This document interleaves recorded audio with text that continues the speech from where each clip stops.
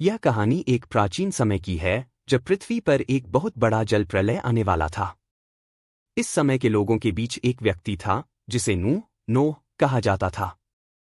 नूह एक धार्मिक और ईश्वर भक्त व्यक्ति था और ईश्वर ने उसे इस प्रलय से बचने का उपाय बताया था।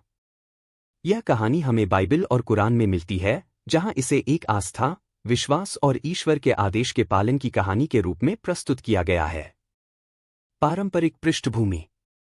नूह का समय वह था जब लोग ईश्वर से दूर हो गए थे और बुराई, अधर्म और पाप का बोलबाला था।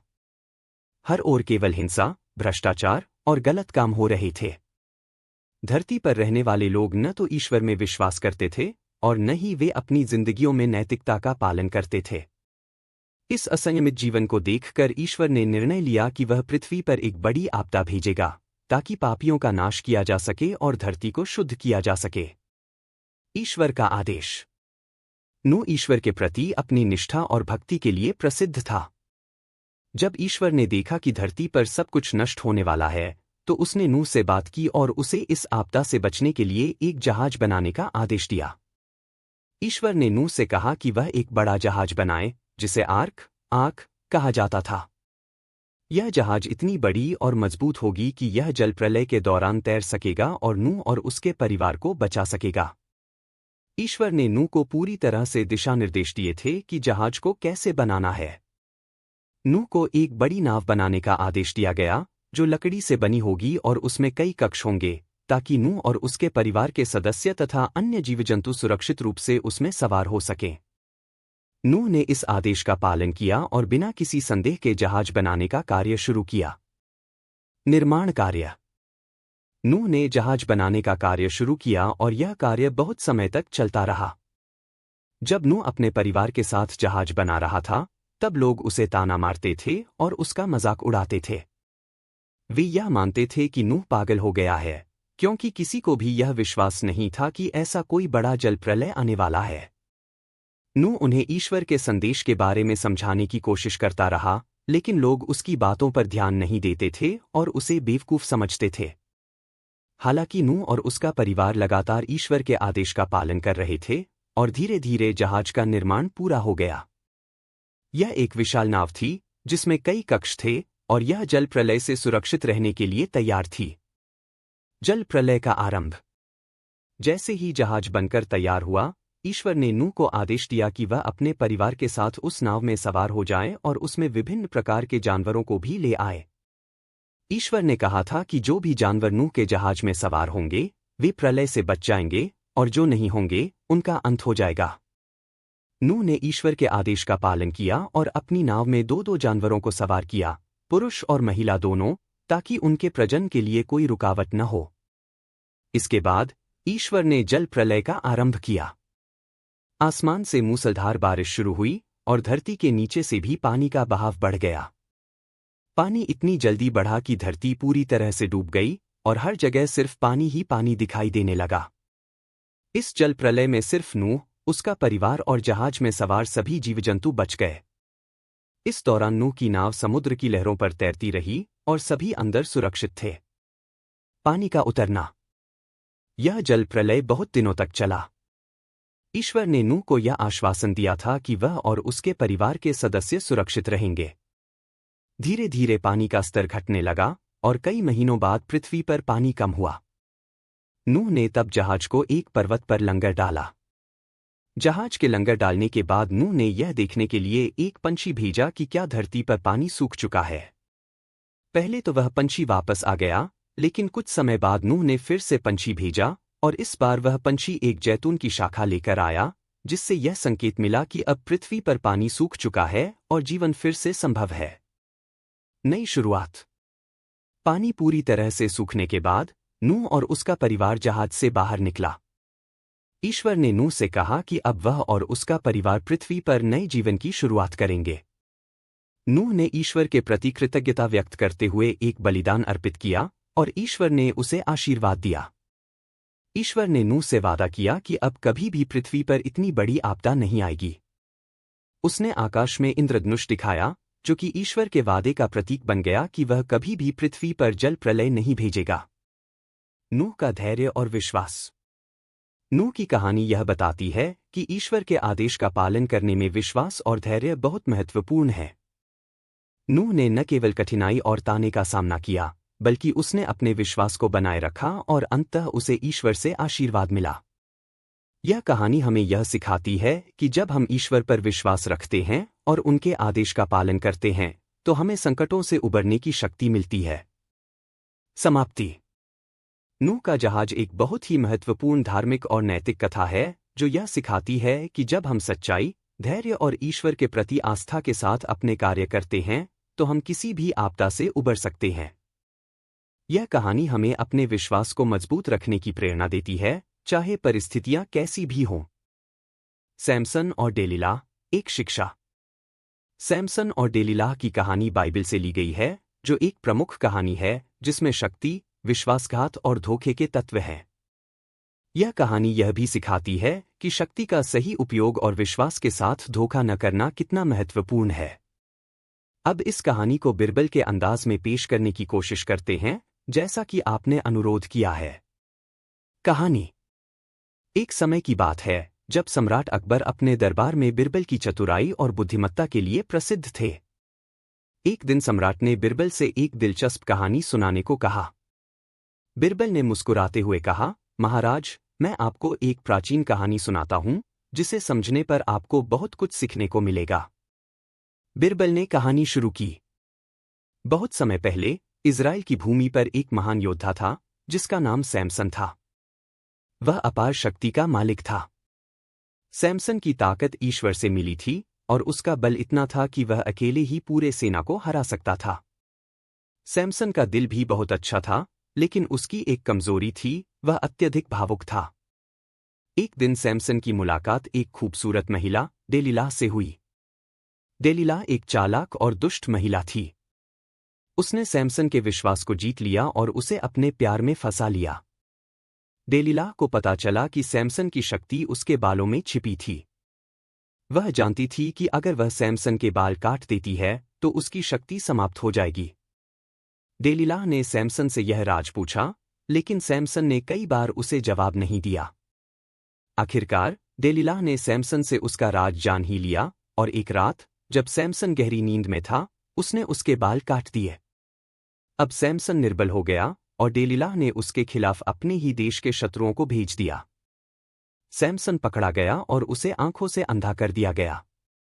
यहां से कहानी का महत्वपूर्ण मोड़ आता है।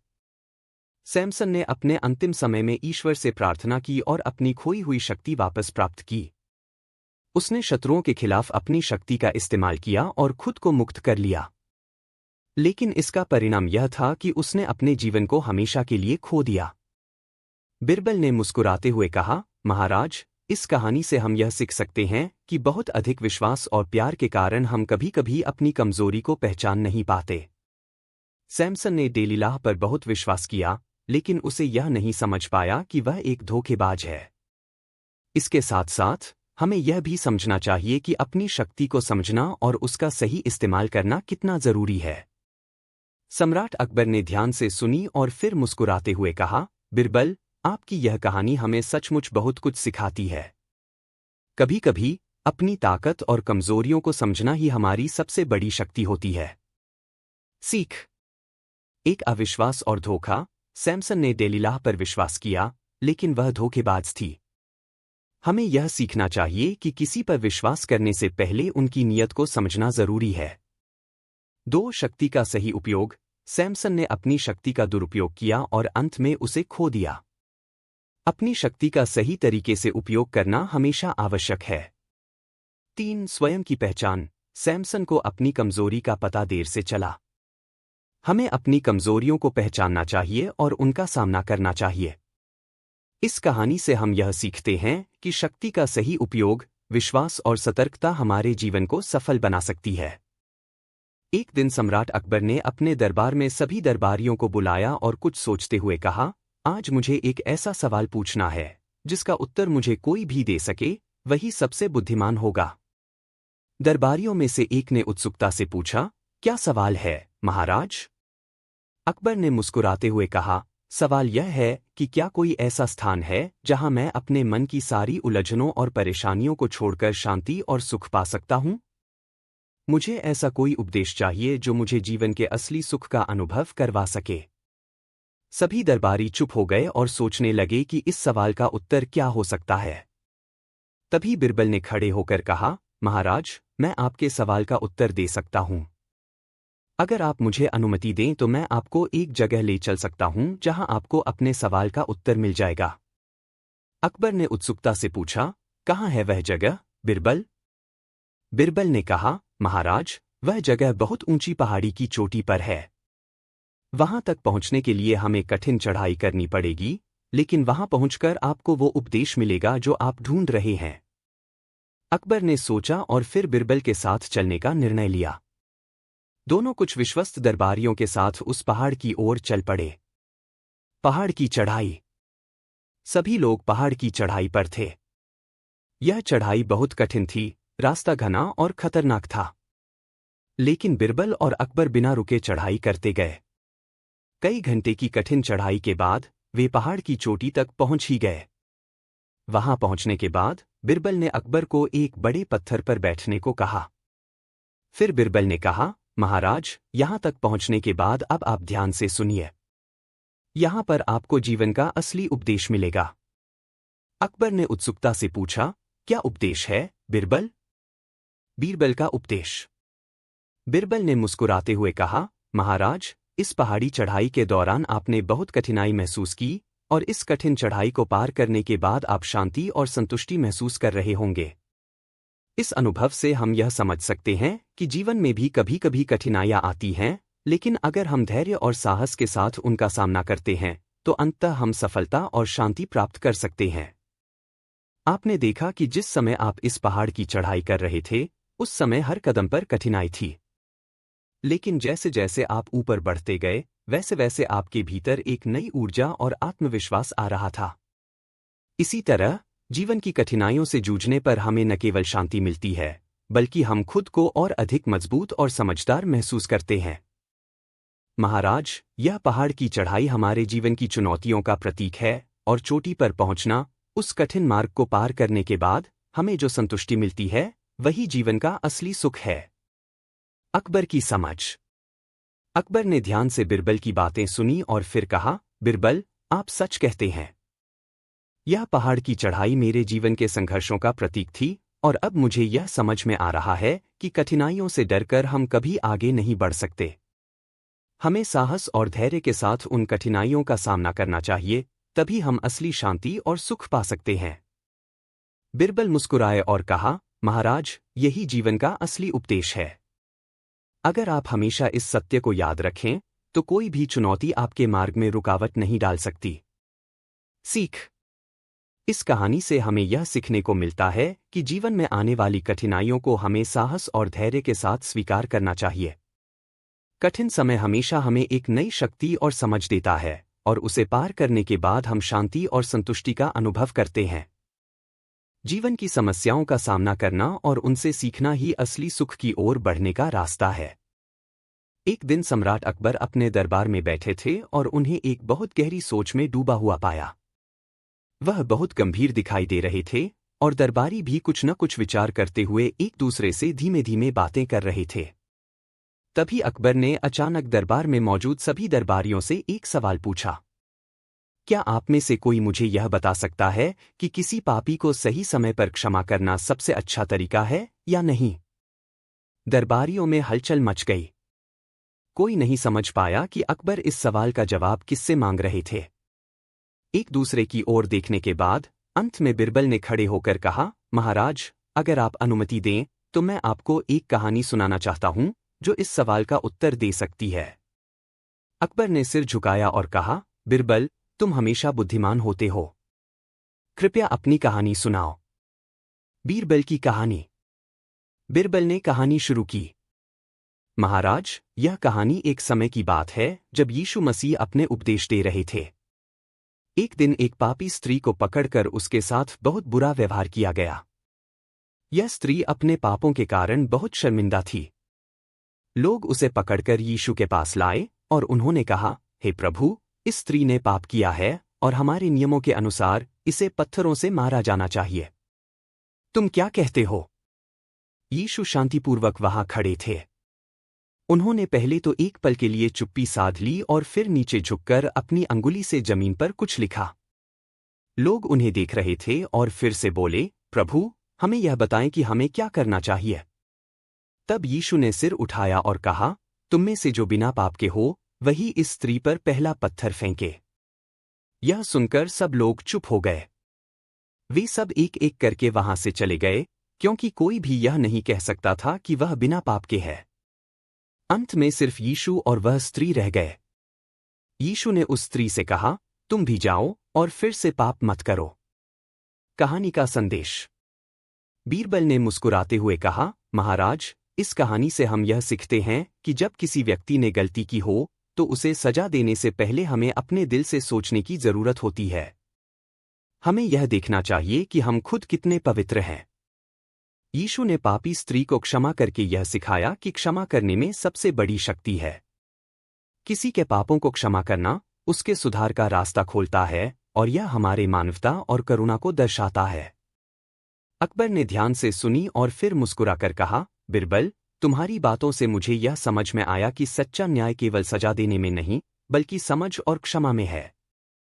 हमें अपनी शक्ति का उपयोग किसी को नुकसान पहुंचाने के लिए नहीं, बल्कि उसे सुधारने और मार्गदर्शन देने के लिए करना चाहिए। सीख। इस कहानी से हमें यह सीखने को मिलता है कि क्षमा और करुणा मानवता का सबसे ऊंचा रूप है।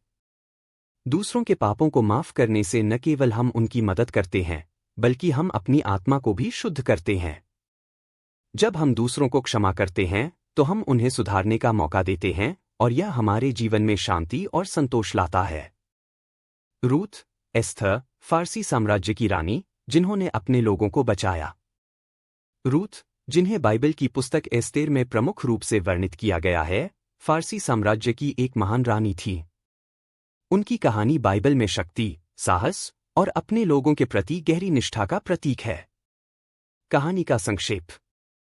एस्थर ने फारसी सम्राट अहसवेरुस के दरबार में रानी बनने के बाद अपने लोगों, यहूदियों को एक बड़े खतरे से बचाया। सम्राट अहसवेरुस की दरबारी परिषद में एक उच्च अधिकारी, हामान ने यहूदियों के खिलाफ साजिश रची थी और सम्राट से यह आज्ञा ली थी कि सभी यहूदियों को खत्म कर दिया जाए। हामान को यहूदियों से बहुत नफरत थी, खासकर एस्तेर के अंकल मोर्दकाई के कारण, जिन्होंने हामान को सम्मान नहीं दिया था। जब एस्तेर ने यह सुना कि उसके लोग खतरे में हैं, तो उसने साहसिक कदम उठाया। रानी एस्तेर ने अपने लोगों को बचाने के लिए सम्राट अहसवेरुस से मुलाकात करने का निर्णय लिया। हालांकि यह बहुत बड़ा जोखिम था, क्योंकि बिना बुलाए सम्राट के पास जाना एक बहुत बड़ा अपराध माना जाता था। लेकिन एस्तेर ने परमेश्वर पर विश्वास किया और सम्राट से मिलकर अपनी यहूदी पहचान का खुलासा किया। उसने कहा कि हामान की साजिश उसके लोगों के खिलाफ थी और अगर उसे रोकने के लिए कुछ नहीं किया गया तो पूरे यहूदी समुदाय का विनाश हो जाएगा।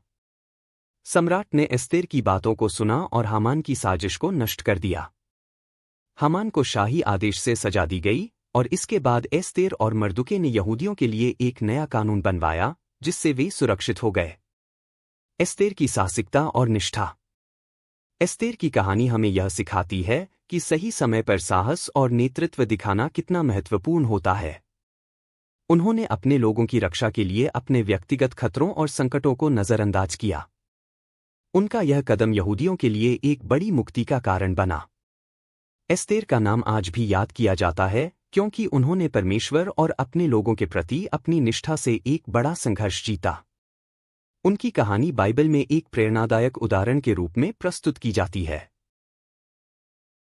उनके चेहरे पर चिंता की लकीरें थीं।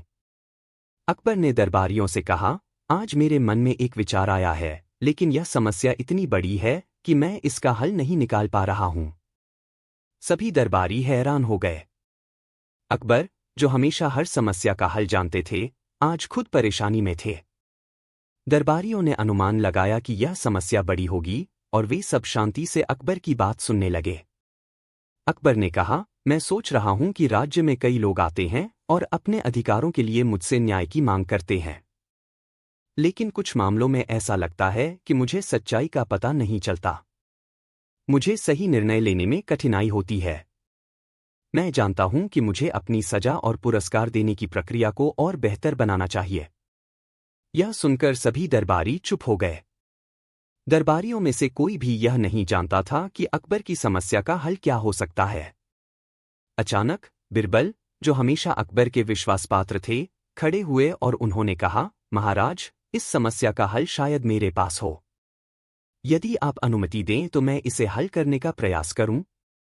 अकबर ने खुशी से कहा, बिरबल, मैं जानता हूं कि तुम्हारे पास हर समस्या का हल है।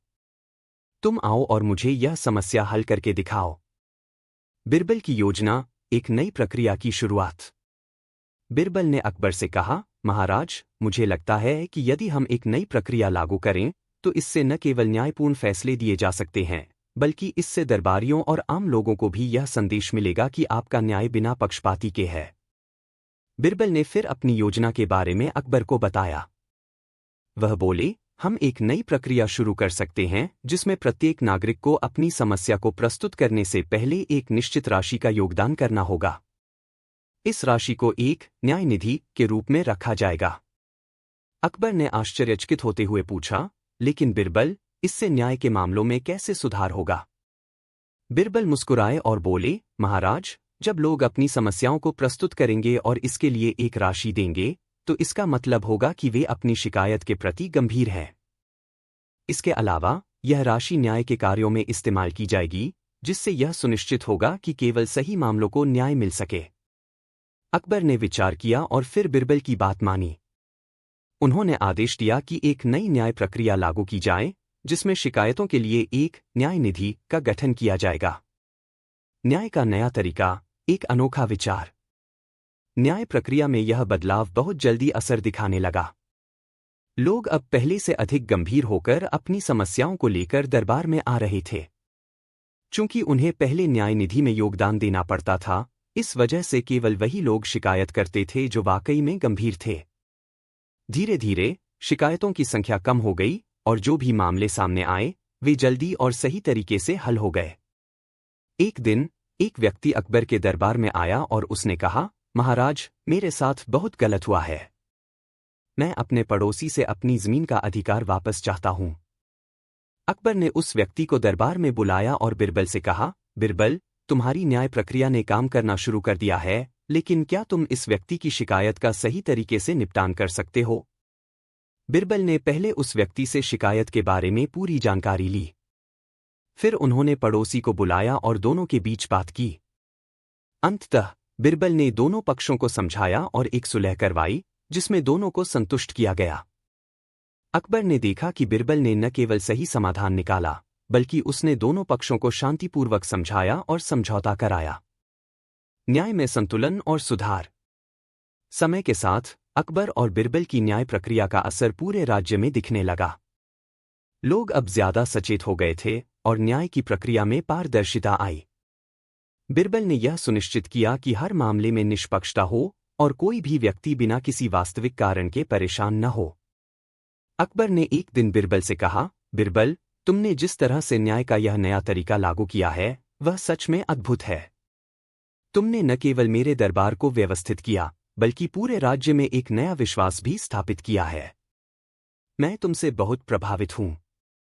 बिरबल ने मुस्कुराते हुए जवाब दिया, महाराज, यह केवल एक छोटी सी सोच का परिणाम है। जब हम अपने कार्यों में ईमानदारी और निष्पक्षता रखते हैं, तो सब कुछ सही दिशा में चलता है। कहानी का उपसंहार। इस कहानी से यह सीखने को मिलता है कि कभी-कभी समस्याओं का हल केवल हमारी सोच में बदलाव से होता है। बिरबल ने अपनी चतुराई और सूझबूझ से अकबर के दरबार में एक नई न्याय प्रक्रिया को लागू किया, जो न केवल न्यायपूर्ण थी, बल्कि लोगों में विश्वास भी पैदा करती थी। यह कहानी हमें यह भी सिखाती है कि छोटे छोटे बदलाव भी समाज में बड़ा परिवर्तन ला सकते हैं। बिरबल की तरह हमें भी अपनी समस्याओं को सुलझाने के लिए समझदारी से काम लेना चाहिए और अपने निर्णयों में निष्पक्षता और ईमानदारी रखनी चाहिए। इस प्रकार हम न केवल अपने व्यक्तिगत जीवन को, बल्कि समाज को भी बेहतर बना सकते हैं। समाप्त। बिरबल अकबर के दरबार के एक महत्वपूर्ण मंत्री और 9 रत्नों में से एक थे, जो अपनी चतुराई, समझदारी और न्यायप्रियता के लिए प्रसिद्ध थे। उनकी न्यायप्रियता की कहानियां आज भी हमें यह सिखाती हैं कि कैसे एक न्यायपूर्ण और संतुलित व्यवस्था से समाज में शांति और समृद्धि लाई जा सकती है। बिरबल का जीवन और उनके निर्णयों का तरीका यह दर्शाते हैं कि किसी भी समाज में संतुलन बनाए रखना कितना महत्वपूर्ण है। यह कहानी न्याय में संतुलन और सुधार की दिशा में बिरबल के द्वारा उठाए गए कुछ महत्वपूर्ण कदमों को दर्शाती है जो उन्होंने अकबर के दरबार में लागू किए। कहानी की शुरुआत, एक नई चुनौती। एक दिन अकबर ने अपने दरबार में सभी दरबारियों को बुलाया और कहा, मुझे राज्य के न्याय प्रणाली में कुछ सुधार की आवश्यकता महसूस हो रही है। आजकल लोगों में शिकायतें बढ़ रही हैं और उन्हें लगता है कि उनके साथ न्याय नहीं हो रहा। मैं चाहता हूं कि हम एक नई व्यवस्था लागू करें जिसमें सभी को सही और त्वरित न्याय मिल सके। अकबर की यह बात सुनकर सभी दरबारी चुप हो गए। उन्हें समझ में नहीं आया कि इस समस्या का हल क्या हो सकता है। अकबर ने दरबारियों से पूछा, क्या कोई सुझाव है जिससे हम न्याय प्रक्रिया को बेहतर बना सकें? सभी दरबारी चुप रहे क्योंकि किसी को भी इस समस्या का हल नजर नहीं आ रहा था। तब बिरबल ने अकबर की ओर देखा और कहा, महाराज, मुझे लगता है कि यदि हम न्याय की प्रक्रिया में कुछ सुधार करें तो हम इसे और बेहतर बना सकते हैं। मैं एक नई प्रणाली का प्रस्ताव रखना चाहता हूं जिसमें न्याय प्रक्रिया ज्यादा पारदर्शी और निष्पक्ष होगी। बिरबल की न्याय प्रणाली सुधार का प्रस्ताव। बिरबल ने अपनी योजना को विस्तार से समझाते हुए कहा, महाराज, सबसे पहले हमें यह सुनिश्चित करना होगा कि न्याय प्रक्रिया में इसे और बेहतर बना सकते हैं। मैं एक नई प्रणाली का प्रस्ताव रखना चाहता हूं जिसमें न्याय प्रक्रिया ज्यादा पारदर्शी और निष्पक्ष होगी। बिरबल की न्याय प्रणाली सुधार का प्रस्ताव। बिरबल ने अपनी योजना को विस्तार से समझाते हुए कहा, महाराज, सबसे पहले हमें यह सुनिश्चित करना होगा कि न्याय प्रक्रिया में संतुलन हो और लोग किसी भी प्रकार के पक्षपाती निर्णय से बच सकें। इसके लिए मैं एक नई प्रणाली का सुझाव देता हूं जिसमें हर व्यक्ति अपनी शिकायत लेकर आए तो वह न्याय निधि में एक छोटी सी राशि जमा करे। इस राशि का उपयोग न्यायिक कार्यों में किया जाएगा और यह सुनिश्चित करेगा कि केवल गंभीर और उचित मामले ही दरबार में आए। अकबर ने ध्यान से बिरबल की बात सुनी और पूछा, बिरबल, यह प्रक्रिया तो नई है, लेकिन क्या इससे न्याय में सुधार आएगा? बिरबल मुस्कुराए और बोले, महाराज, यह प्रणाली दो कारणों से प्रभावी होगी। पहला, इससे लोगों को अपनी शिकायतों के प्रति गंभीरता का एहसास होगा और वे अपनी शिकायतों को सही तरीके से प्रस्तुत करेंगे। दूसरा, यह न्याय प्रक्रिया में पारदर्शिता लाएगी क्योंकि लोग अब यह महसूस करेंगे कि उनके मुद्दे पर गंभीरता से विचार किया जा रहा है। अकबर ने बिरबल की योजना को मंजूरी दे दी और आदेश दिया कि इस नई प्रणाली को जल्द से जल्द लागू किया जाए। नई न्याय प्रक्रिया का प्रभाव। न्याय प्रणाली में यह बदलाव बहुत जल्दी असर दिखाने लगा। लोग अब ज्यादा संजीदगी से अपनी शिकायतों को लेकर आते थे और किसी भी प्रकार की फालतू शिकायतें कम हो गई थीं। न्याय निधि में राशि जमा करने के बाद केवल वही लोग शिकायतें लाते थे जिनके पास मजबूत तर्क और तथ्य होते थे। इससे दरबार में बहुत ही गंभीर और महत्वपूर्ण मामलों पर ध्यान दिया जाता था और हल चुके मामलों को जल्दी सुलझा लिया जाता था। एक दिन एक व्यक्ति अकबर के दरबार में आया और उसने अपनी शिकायत प्रस्तुत की। उसने कहा, महाराज, मेरे पास बहुत